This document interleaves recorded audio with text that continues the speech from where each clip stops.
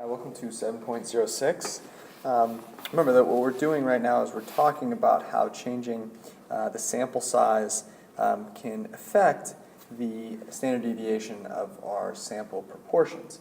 So just to sum, as the sample size increases, the sampling variability in the sample proportion decreases.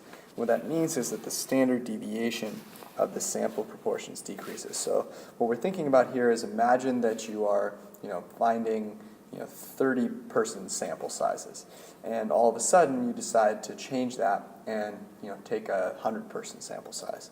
Well, all of a sudden the proportions that you're finding are going to be much closer together, right? They're going to have a much smaller standard deviation and therefore a much smaller sampling variability, right? Variability means how different is one thing from the other, and we're going to decrease that amount of variability when we increase the sample size. So that's just an important thing to note.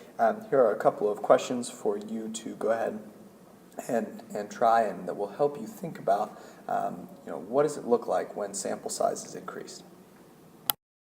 All right, here we go. Here are three dot plots that represent the proportion of tails that you get after flipping a coin a certain number of times.